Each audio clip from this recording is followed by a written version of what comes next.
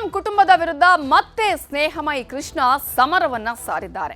ಈಗ ಬೇನಾಮಿ ಹೆಸರಿನಲ್ಲಿ ಸಿಎಂ ಆಸ್ತಿ ಖರೀದಿ ಅಂತ ಹೇಳಿ ಲೋಕಾಯುಕ್ತಕ್ಕೆ ದೂರನ್ನ ಕೊಟ್ಟಿದ್ದಾರೆ ದೂರುದಾರರಾಗಿರುವಂತಹ ಸ್ನೇಹಮಯಿ ಕೃಷ್ಣ ಅವರು. ಈ ಹಿಂದೆ ಮೂಡಾ ಪ್ರಕರಣಕ್ಕೆ ಸಂಬಂಧಪಟ್ಟ ಹಾಗೆ ದೂರನ್ನ ಕೊಟ್ಟರು. ಲೋಕಾಯುಕ್ತ ತನಿಖೆ ಆಯಿತು, ಇಡಿ ತನಿಖೆ ಕೂಡ ನಡೀತಾ ಇದೆ. ಲೋಕಾಯುಕ್ತ ವರದಿಯು ಕೂಡ ಈಗಾಗಲೇ ಕೋರ್ಟ್ಗೆ ಸಲ್ಲಿಕೆಯಾಗಿದೆ. ಇದೀಗ ಮತ್ತೊಂದು ದೂರನ್ನ ಸಲ್ಲಿಸಿದ್ದಾರೆ.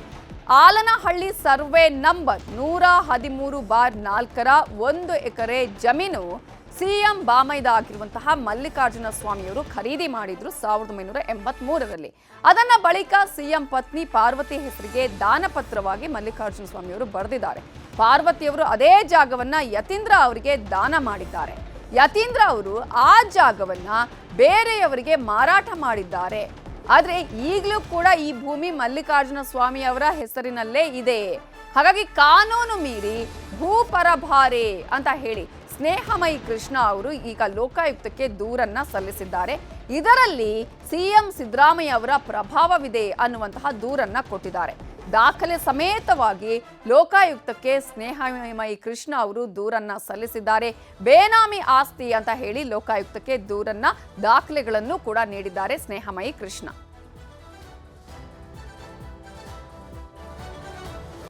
ಇದೇ ವಿಚಾರಕ್ಕೆ ಸಂಬಂಧಪಟ್ಟ ಹಾಗೆ ಇನ್ನಷ್ಟು ಡೀಟೇಲ್ಸ್ ಅನ್ನ ಕೊಡೋದಕ್ಕೆ ನಮ್ಮ ರಿಪೋರ್ಟರ್ ಆನಂದ್ ಈಗ ನೇರ ಸಂಪರ್ಕದಲ್ಲಿ ಜಾಯ್ನ್ ಆಗಿದ್ದಾರೆ. ಆನಂದ್, ಇದೀಗ ಸಿಎಂ ಸಿದ್ದರಾಮಯ್ಯ ಅವರಿಗೆ ಮತ್ತೊಂದು ಟೆನ್ಷನ್, ಮತ್ತೊಂದು ದೂರನ್ನ ಲೋಕಾಯುಕ್ತಕ್ಕೆ ಈಗ ಸ್ನೇಹಮಯಿ ಕೃಷ್ಣ ನೀಡಿದ್ದು ದಾಖಲೆಗಳನ್ನು ಕೂಡ ಕೊಟ್ಟಿದ್ದಾರೆ. ಏನೆಲ್ಲ ದಾಖಲೆಗಳನ್ನ ನೀಡಿದ್ದಾರೆ ಲೋಕಾಯುಕ್ತ, ಇದನ್ನ ಈಗ ತನಿಖೆ ಮಾಡುವಂತಹ ಸಾಧ್ಯತೆಗಳು ಎಷ್ಟರ ಮಟ್ಟಿಗೆ ಕಾಣಿಸ್ತಾ ಇದೆ?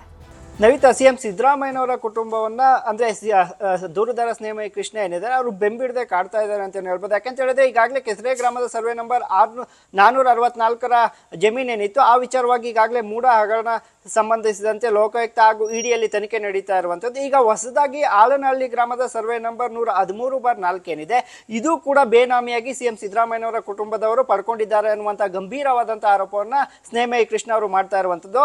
1983ರಲ್ಲಿ ಈ ಜಮೀನನ್ನ ಮಲ್ಲಿಕಾರ್ಜುನ ಸ್ವಾಮಿ ಅವರು ಖರೀದಿ ಮಾಡ್ತಾರೆ. ಆದ್ರೆ 1996ರಲ್ಲಿ ಭೂ ಸ್ವಾಧೀನದಿಂದ ನಗರಾಭಿವೃದ್ಧಿ ಏನು ವಶಪಡಿಸ್ಕೊಂಡಿರುತ್ತೆ ಅದರಿಂದ ಕೈ ಬಿಡಿಸ್ಕೋತಾರೆ.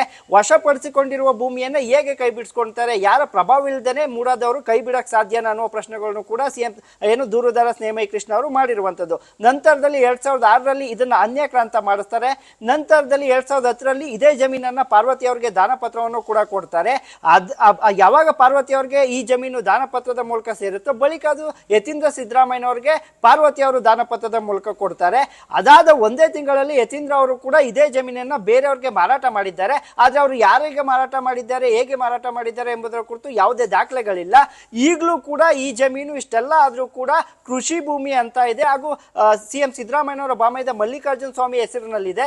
ಹಾಗಾಗಿ ಇದು ಕೂಡ ಸಿಎಂ ಸಿದ್ದರಾಮಯ್ಯನವರ ಕುಟುಂಬದ ಬೇನಾಮಿಯ ಆಸ್ತಿ. ಇದನ್ನು ಕೂಡ ಇವರು ತಮ್ಮ ಪ್ರಭಾವವನ್ನು ಬಳಸಿಕೊಂಡು ಮಾಡಿದ್ದಾರೆ ಅನ್ನುವಂಥದ್ದು ಸ್ನೇಹಮಯಿ ಕೃಷ್ಣ ಅವರ ಆರೋಪ. Navita, okay, thank you Anand ಡೀಟೇಲ್ಸ್ಗೆ.